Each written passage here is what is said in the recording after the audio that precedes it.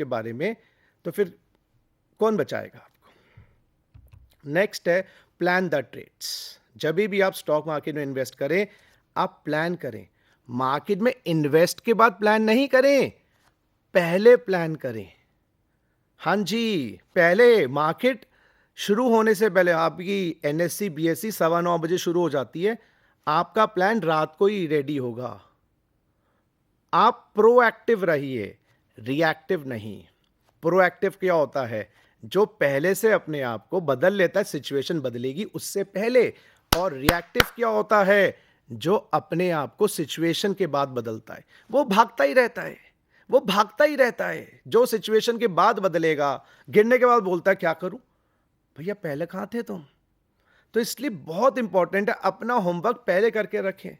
वो जो technical factors थे, जो फंडामेंटल फैक्टर्स थे, ये हो जाएगा तो मैं ये करूंगा, ये हो जाएगा तो मैं ये करूंगा, तो पहले से ही पता था आपको। अगर एक वो चींटी होती है ना, खाना अपना स्टोर करके रखती है, उसको पता होता है जब जरूरत होगी वहां से निकालेंगे। तो ये बहुत इंपॉर्टेंट है आप लोगों के लिए। आप ट्रेड को प्लान करें पहले ट्रेड लेने से।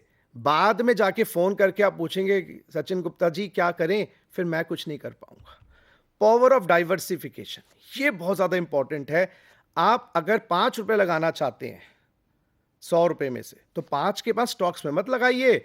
मैं तो ये बोलता हूं एक छोटा सा फॉर्मूला लिख लो, 25% स्टॉक मार्केट, 25% अपना फिक्स डिपॉजिट, 25% गोल्ड। गोल्ड में बोलते हैं 10%, मैं बोलता हूं 25%। बाकी 25% अपना आप अपना डिबेंचर्स में या अपने some kind of a mutual fund उसमें। तो आप अगर स्टॉक्स में पैसा लगाना चाहते हो 25%, और वो भी मैंने कहा 100 रुपए में 5 रुपए इन्वेस्ट करो, वो एक्स्ट्रा आपके पास है, उस 5 रुपए की परसेंटेजेस बनाइए। सारा स्टॉक्स में क्यों लगाते हो? आपने एक बात नोटिस करी, जो गोल्ड है लास्ट के 20 सालों के अंदर फ्रॉम 4000 पर 10 ग्राम से इट हैज रीच टू 50,000 पर 10 grams. It has given a consistent return. तो अपने बैलेंस करिए पोर्टफोलियो को। सारा ही अंडे एक बास्केट में रख देते हो और वो बास्केट टूट जाती है, खत्म हो जाता है पैसा। तो अपना आप ये जो मैंने पोर्टफोलियो डाइवर्सिफिकेशन की बात करी, हर इंसान की अलग अलग हो सकती है। कोई 30 लगा सकता। अगर आप जवान हैं तो आप 30-40% स्टॉक्स में लगाइए। अगर आप 50 प्लस हो गए हैं तो स्टॉक्स में कम कर दीजिए, गोल्ड में ज्यादा कर दीजिए और म्यूचुअल फंड्स में लगाइएगा उस टाइम पे। तो डाइवर्सिफाई करिए पोर्टफोलियो। हर एक ही शेयर में पैसा लगा दोगे और एक ही सेक्टर में पैसा लगाओगे तो मुश्किल होगी। Next is automation.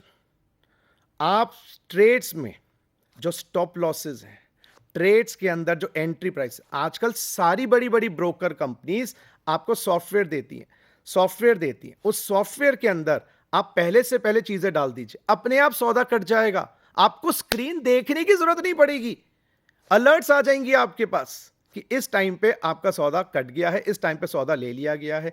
तो automation is also very important, क्योंकि स्क्रीन टाइम को देखने से मार्केट में जितनी आप स्क्रीन को देखोगे तो बार बार आपके अंदर एंग्जाइटी डेवलप होती है और वो बहुत ज्यादा दुखदाई होती है आपके लिए। 8th टिप है, जब कुछ समझ ना आए ना, सब कुछ मैस हो रहा हो, छोड़ दो, टेक अ ब्रेक। एक लाश को अपने कंधे पे रखते नहीं है। तो अगर आपसे कुछ नहीं हो रहा है तो आपके पास एक एग्जिट प्लान होना चाहिए कि भाई मैं सब कुछ अभी काट के अलग हो जाता हूं। अगर आपसे मैनेज नहीं हो रहा, और ये मत सोचिए कि everybody can be a master of stock market. If you are not able to concentrate on this thing, then you have to have an exit plan. क्योंकि लॉसेस ज्यादा हो रहे हैं तो you need to cut the losses, exit the market, then regather your strength and then invest at suitable time. 9th जो मेरी tip है, कुछ भी कर लो, कुछ भी कर लो, नॉलेज ले लो, फलाना एक्सपर्ट से बात कर लो, अंदर से आत्मविश्वास नहीं है ना तो कुछ काम नहीं हो सकता। मैंने ऐसे लोगों को भी देखा है, कुछ नहीं करते पर कॉन्फिडेंस रखते हैं थोड़ा, तो काम अपने आप होते हैं। बोलते हैं ना फेथ कैन मूव माउंटेन्स। तो हैव फेथ, हैव कॉन्फिडेंस। अगर कॉन्फिडेंस नहीं रखा, क्योंकि कुछ भी पाने के लिए कुछ तो थोड़ा खोना पड़ेगा, थोड़ी सेक्रीफाइसेस तो करनी पड़ेंगी। एंड 10th पॉइंट, बीमार होते हैं डॉक्टर के जाते हैं, है ना, लीगल प्रॉब्लम होती है एडवोकेट के जाते हैं, लेकिन इन्वेस्ट करना है तो नहीं, खुद करेंगे सर, ये तो हमें आता है। एक्सपर्ट से बात क्यों नहीं करते? एक्सपर्ट से बात क्यों नहीं करते? करना चाहिए। You need to consult an expert. Guys, ये 10 टिप्स जो मैंने आज आपको बताई, अगर आप शिद्दत से इनको फॉलो करेंगे, mark my words, you will be a better and N informed investor. दोस्तों, रियल लाइफ और स्टॉक मार्केट में एक बात बोल के मैं आज की अपनी चर्चा को यहाँ पर ख़त्म करूँगा। रियल लाइफ में बाहर मैनिपुलेट करना पड़ता है, लोगों को, परिस्थितियों को। बॉस मैनिपुलेट करेगा एम्प्लॉयज़ को, टीचर मैनिपुलेट करेगा स्टूडेंट्स को, लेकिन स्टॉक मार्केट में आपको इंटरनली अपने आप को मैनिपुलेट करना है।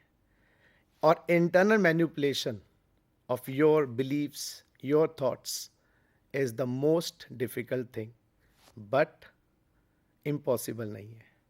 ये बीज लगाइएगा और आप खुद देखेंगे कि आप आगे आगे प्रयास करते रहेंगे और एक सफल इन्वेस्टर बनेंगे। Thank you, thank you.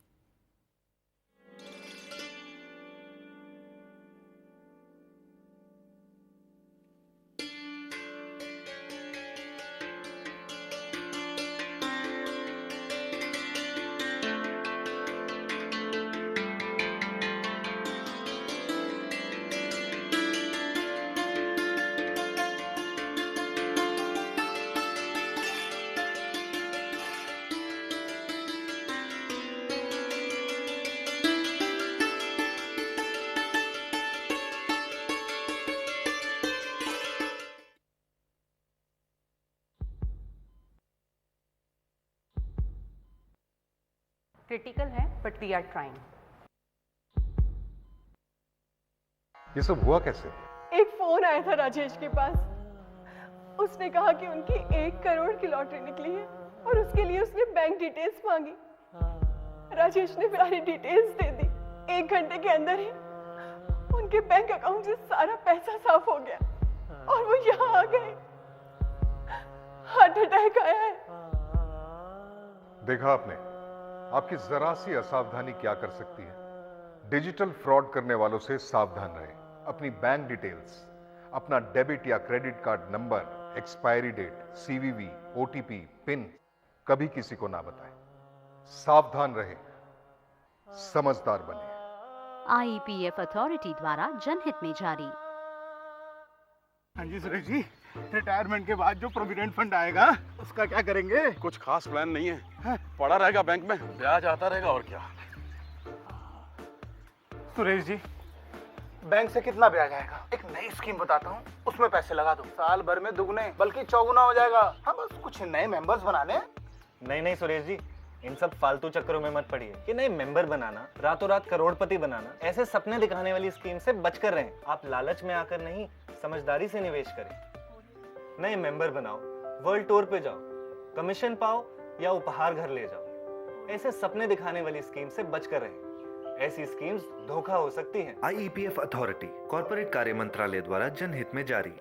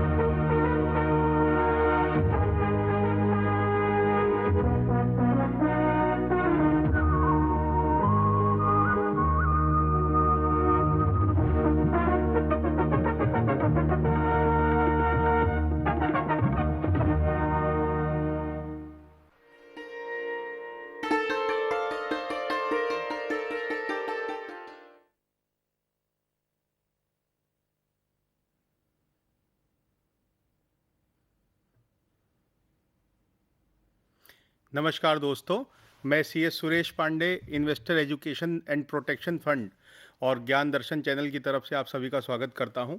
और आज के प्रोग्राम में हम सब डिस्कस करेंगे कि आप अपना मेहनत से कमाया गया पैसा किस तरह से इन्वेस्ट कर सकते हैं जिसमें आपका पैसा सुरक्षित रहे और आपके पैसे पे आप लाभ भी कमा सकें। और किसी ने सच कहा है कि जो पैसा है वो कमाने से नहीं बचता है, पैसा बचाने से बचता है। और कई बार ऐसा देखा गया है कि बहुत ज़्यादा रिटर्न कमाने के लालच में हम अपना पैसा कुछ असुरक्षित जगह पे इन्वेस्ट कर देते हैं और बहुत ज़्यादा जोखिम ले लेते हैं, जिसके कारण जो हमारा मेहनत से कमाया गया पैसा है वो डूब भी जाता है। तो हमें ध्यान रखना है कि हम अपना पैसा कैसे इन्वेस्ट करें। और आज के प्रोग्राम में हम लोग डिस्कस करेंगे कि मेजर ऑथेंटिक इन्वेस्टमेंट अपॉर्चुनिटीज़ आपके पास कौन कौन सी हैं और सोशल सिक्योरिटी स्कीम्स हमारे पास कौन कौन सी हैं जिसमें हम अपना पैसा सुरक्षित रूप से इन्वेस्ट कर सकते हैं।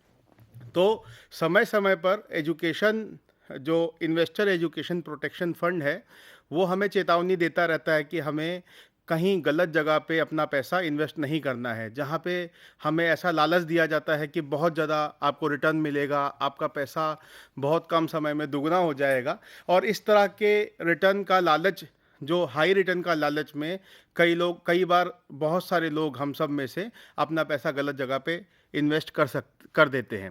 तो उन चीज़ों को हमें अवॉइड करना है। और आज के प्रोग्राम में हम ये डिस्कस करेंगे कि हमारे पास कौन कौन सी गवर्नमेंट की ऐसी इन्वेस्टमेंट स्कीम्स हैं जिसमें हम अपना पैसा लगा सकते हैं। हम ये भी समझेंगे कि जो गवर्नमेंट स्कीम्स हैं उसमें पैसा लगाने के अलावा हमारे पास और कौन कौन से ऑप्शंस हैं, यानी कि हम शेयर मार्केट में पैसा कैसे लगाएं, प्राइमरी मार्केट क्या होती है, सेकेंडरी मार्केट क्या हो सकती है। और साथ साथ हम इस पे भी चर्चा करेंगे कि कौन कौन सी सोशल सिक्योरिटी स्कीम्स हैं जो सरकार हमारे लिए चलाती है और जिसका बेनिफिट हमें ज़रूर लेना चाहिए। तो सबसे पहले दोस्तों हम लोग डिस्कस करेंगे गवर्नमेंट इन्वेस्टमेंट स्कीम्स के बारे में। और इसमें हम लोग कवर करेंगे लाइफ इंश्योरेंस कॉरपोरेशन यानी कि LIC। हम सब LIC के बारे में जानते हैं और LIC आजकल बहुत चर्चा में है, क्योंकि पिछले 2 सालों में जिस तरीके से कोविड का दौर चला और बहुत सारे लोगों ने अपने चाहने वालों को भी खोया और बहुत मुश्किल परिस्थिति से पूरा समाज गुजरा है, तो LIC का एक समाज को सुरक्षा देने में बहुत बड़ा रोल रहा है।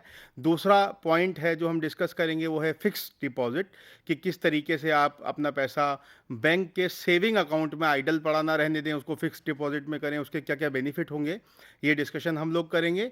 उसके बाद हम लोग डिस्कस करेंगे पब्लिक प्रोविडेंट फंड के बारे में, जो कि बहुत अच्छी गवर्नमेंट की स्कीम है, उसके बेनिफिट्स हम लोग डिस्कस करेंगे।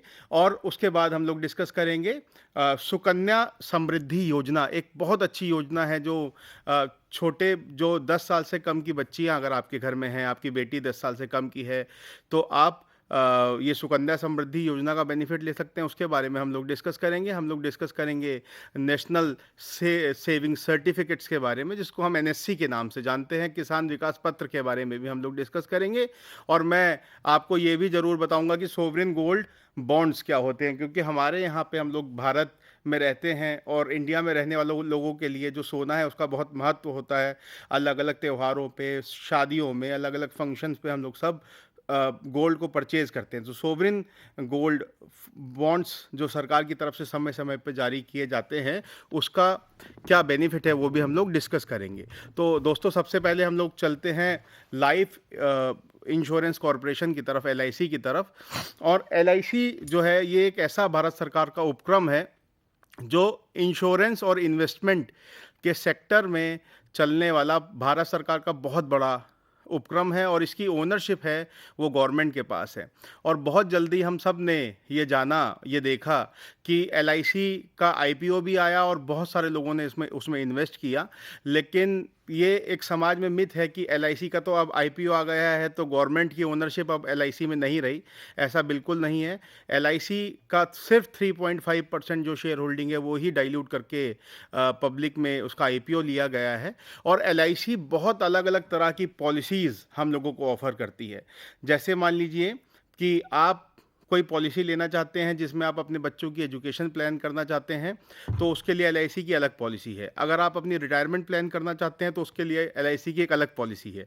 अगर आपको लगता है कि आपको बच्चों की शादी करनी है आप बच्चों के मैरिज के लिए कुछ प्लानिंग करना चाहते हैं तो उसके लिए एलआईसी की एक अलग पॉलिसी है। और एलआईसी के बहुत सारे बेनिफिट हैं। एलआईसी आपको इन्वेस्टमेंट का ऑप्शन देती है, एलआईसी आपको इंश्योरेंस का बेनिफिट देती है। भगवान ना करे अगर किसी व्यक्ति के साथ कुछ हो जाता है तो उसके परिवार को बाद में एक सपोर्ट एलआईसी की तरफ से मिलता है। साथ साथ यदि आप एलआईसी की कोई पॉलिसी लेते हैं तो आपको 1.5 लाख रुपए तक, अगर आपका प्रीमियम 1.5 लाख रुपए तक है तो आपको उस पे टैक्स की छूट भी मिलती है। मतलब अंडर सेक्शन 80C में आपको 1.5 लाख रुपए तक की टैक्स की बेनिफिट भी एलआईसी पे मिलती है। तो एक एलआईसी जो है उसके बहुत सारे बेनिफिट्स हैं, लेकिन आप ये ज़रूर प्लान करें कि आपके एज के हिसाब से और आपके फैमिली की नीड के हिसाब से कौन सी जो पॉलिसी है वो आपके लिए सूटेबल रहेगी।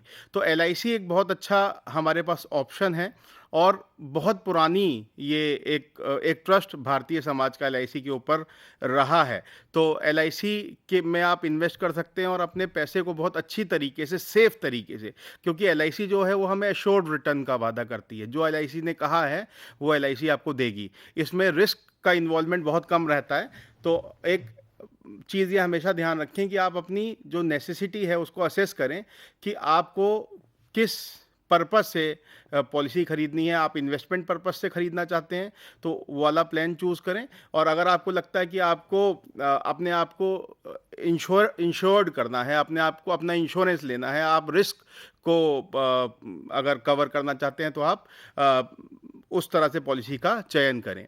दूसरा ऑप्शन दोस्तों हम लोगों के पास आता है फिक्स्ड डिपॉजिट। फिक्स्ड डिपॉजिट एक बहुत अच्छा ऑप्शन है, और मैं अगर ये बोलूं कि फिक्स्ड डिपॉजिट जो है वो सेफेस्ट ऑप्शन है तो ये अतिशयोक्ति नहीं होगी, क्योंकि फिक्स्ड डिपॉजिट जो होता है उसके अंदर आपका पैसा बिल्कुल सेफ पड़ा है। और फिक्स्ड डिपॉजिट में जो आपको इंटरेस्ट होता है वो इंटरेस्ट आपको सेविंग अकाउंट से ज़्यादा मिलता है ऑब्वियसली। और फिक्स डिपॉजिट करने के लिए आपको कोई बहुत ज़्यादा फॉर्मेलिटीज़ करने की ज़रूरत नहीं है। आप जाइए अपने बैंक में और आपको बैंक से एक सिंपल सा फॉर्म मिलेगा, आप उसको भर दीजिए और फिक्स डिपॉजिट हो जाएगा।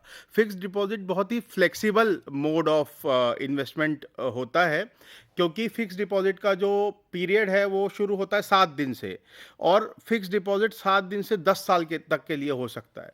तो अगर आपको लगता है कि आपका जो फंड है वो शॉर्ट टर्म के लिए आपके पास अवेलेबल है तो आप 7 दिन का फिक्स डिपॉजिट कर सकते हैं मिनिमम। और अगर आपको लगता है कि आपके पास फंड की अवेलेबिलिटी है तो आप 10 साल तक भी जा सकते हैं। बहुत बड़ा टेन्योर आपके पास है, बहुत बड़ी फ्लेक्सिबिलिटी फिक्स डिपॉजिट में हमें मिलती है। एक और इम्पॉर्टेंट चीज़ फिक्स डिपॉजिट में हम बोलना चाहेंगे कि यहाँ पे जो रिस्क है, जो मार्केट रिस्क है, वो बिल्कुल ज़ीरो होता है। अगर आपने पैसा फिक्स डिपॉजिट में डाला है तो वो पैसा बिल्कुल सुरक्षित है। आपकी जो मनी है, that money you have invested, that is safe, उसमें कोई मार्केट रिस्क आपके ऊपर नहीं है। और कुछ फिक्स डिपॉजिट इस तरह के भी होते हैं जहाँ पे जो अवधि है वो थोड़ी लंबी होती है, 5 साल या उससे ज़्यादा के फिक्स डिपॉजिट कुछ हैं जिसमें आपको टैक्स बेनिफिट भी मिलता है। लेकिन यदि आप सीनियर सिटीज़न हैं और आप फिक्स डिपॉजिट कराते हैं और सेविंग बैंक अकाउंट में भी पैसा रखते हैं तो उस पे मिलने वाले ब्याज, अगर वो 50,000 तक का ब्याज है तो आपको अंडर सेक्शन 80TTB 50,000 तक के ब्याज का बेनिफिट आपको इनकम टैक्स में मिलता है। और एक और इम्पॉर्टेंट चीज़ मैं यहाँ पे हाईलाइट करना चाहूँगा कि यदि आपका कोई सेविंग बैंक अकाउंट है और आप उसमें पैसा रखते हैं तो, और यदि उस सेविंग बैंक अकाउंट में आपको ब्याज मिलता है तो उसमें उस ब्याज पे 10,000 रुपये तक की बेनिफिट आपको इनकम टैक्स डिपार्टमेंट देता है, और इनकम टैक्स में आपको 10,000 रुपये तक की छूट मिलती है। उसके बाद हम लोग चलते हैं नेक्स्ट ऑप्शन पे, जो कि बहुत ही इंटरेस्टिंग इन्वेस्टमेंट ऑप्शन है, जिसको कहा जाता है पब्लिक प्रोविडेंट फंड। तो पब्लिक प्रोविडेंट फंड एक ऐसी इन्वेस्टमेंट स्कीम है जो सरकार द्वारा चलाई जाती है, और आप किसी भी बैंक में जाके पब्लिक प्रोविडेंट फंड का अकाउंट खोल सकते हैं। पब्लिक प्रोविडेंट फंड का अकाउंट कोई भी इंडिविजुअल खोल सकता है जो इंडिया का रेजिडेंट हो, और यदि आप अपने बच्चों के लिए पब्लिक प्रोविडेंट का अकाउंट खोलना चाहते हैं तो आप एज गार्जियन उनके लिए खाता खोल सकते हैं। पब्लिक प्रोविडेंट फंड में मिनिमम डिपॉजिट जो 1 साल में आपको करना है वो 500 रुपये से शुरू होता है और 1.5 लाख रुपए तक जाता है।